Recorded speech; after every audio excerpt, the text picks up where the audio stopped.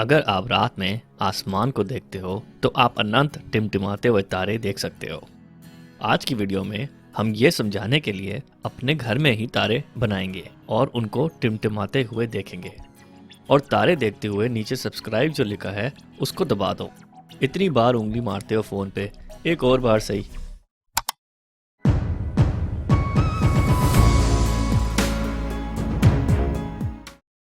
मैंने एक cardboard box लिया और इसे एक तरफ काला कर दिया। मैं यहाँ पीछे की तरफ एक लाइट लगाऊंगा और बॉक्स पर अलग अलग साइज के छेद करूंगा। ये अलग अलग साइज के स्क्रूड्राइवर और सुइयां यूज करूंगा छेद करने के लिए। ये काली जगह पे छेद करूंगा सीधी सीधी लाइनों में। पहली लाइन में छोटे छेद, दूसरी में उससे बड़े, तीसरी में उससे बड़े, चौथी ऐसे राइट से छोटे छेद और लेफ्ट पे छेद बड़े करूंगा। ये मैंने छेद कर दिए। आप देख सकते हो छेद के साइज बड़े होते हुए राइट से लेफ्ट की तरफ। अब ये लाइट मैं डब्बे के अंदर रख देता हूं ऐसे। अब इस डब्बे की वीडियो या फोटो लेने के लिए इसकी दूसरी तरफ एक कैमरा है। चलो ये तो हो गया हमारा सेटअप तैयार। अब अगर तुम धरती से आकाश की तरफ देखते हो तो तारों से जो लाइट तुम्हारी तरफ आएगी वो तुम्हें दिखेगी। तो अब इस पीली जगह पे जूम करते हैं। ये रहे तुम आसमान को देखते हुए।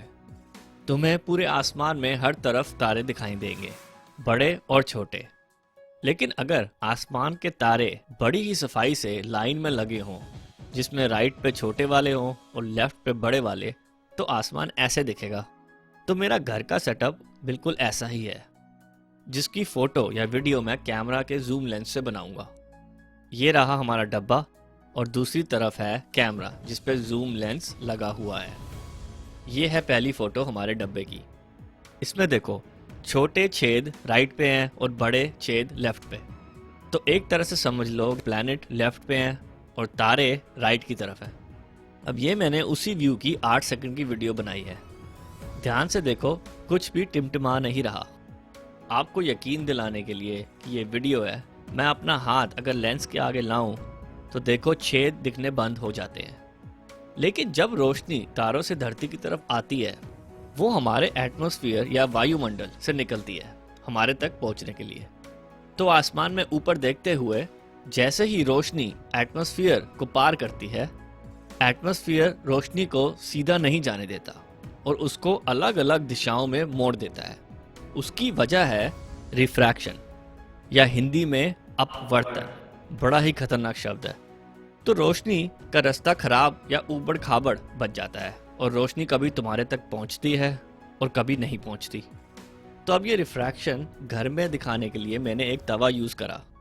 तो जो काम हमारा एटमॉस्फेयर करती है, ये तवा करेगा अपनी गर्मी से। जो रोशनी वैसे सीधा निकलती है, जब तवा ऑन होगा उसकी गर्मी ऊपर उठेगी और फिर वो रोशनी का रास्ता खराब कर देगी। तो कभी लाइट कैमरा के लेंस में जाएगी, कभी नहीं जाएगी। ये रही वीडियो अब तवा ऑन करके। ध्यान से देखो, राइट पे देखोगे सारे छोटे छेद टिमटिमा रहे हैं, जैसे तारे आसमान में टिमटिमाते हैं। और अगर लेफ्ट पे देखो तो बड़े छेद टिमटिमा नहीं रहे, जैसे ग्रह या प्लैनेट आसमान में नहीं टिमटिमाते। अब इसकी वजह यह है कि जो बड़े छेद हैं उसकी रोशनी में किरणें बहुत ज़्यादा होती हैं और जब वो एटमॉस्फेयर में आके मुड़ती है अलग अलग दिशाओं में, बड़े छेद से फिर भी कोई ना कोई किरण पहुंच ही जाती है। पर छोटे छेद की किरण कभी पहुंचती है, कभी नहीं। तो वो टिमटिमाते हुए नजर आते हैं। इसको ऐसे भी समझ सकते हो जैसे टेबल टेनिस की बॉल सीधी फेंको तो सामने जो डब्बे पड़े हैं उसमें से निकल जाएगी, जो लाल में दिखाई हुई है। ऐसे ये वो एग्जाम्पल है जब कोई रिफ्रैक्शन नहीं है, लाइट सीधी निकल गई या बॉल सीधी निकल जाती है। लेकिन अब मैंने बॉल के रास्ते में राजमा रख दिए ऐसे। वो बात अलग है कि इसकी वजह से मेरी वाइफ काफी देर राजमा का डब्बा ढूंढती रही। अब ये देखो कि बॉल जब राजमा से टकराती है उसका रास्ता बदल जाता है और वो सीधा नहीं जाती। ऐसे ही रोशनी का रास्ता बदल जाता है जब छोटे छेद से रोशनी आती है या तारों से। लेकिन अगर ज्यादा बॉल्स उसी तरफ जाए तो एक ना एक सीधा चली ही जाएगी। ऐसा ही होता है जब रोशनी बड़े छेद से आती है या ग्रह या प्लैनेट से। अगर उसी वीडियो को जूम करके देखो तो लेफ्ट पे देख सकते हो कि बड़े छेद भी रिफ्रैक्शन से हिलते हैं लेकिन टिमटिमाते नहीं हैं, और राइट पे छोटे छेद उसी रिफ्रैक्शन की वजह से टिमटिमाते हैं। तो ये समझ लो लेफ्ट पे प्लैनेट है, क्योंकि उसकी रोशनी की किरणें ज़्यादा होती है इसलिए वो टिमटिमाते हुए दिखते नहीं हैं।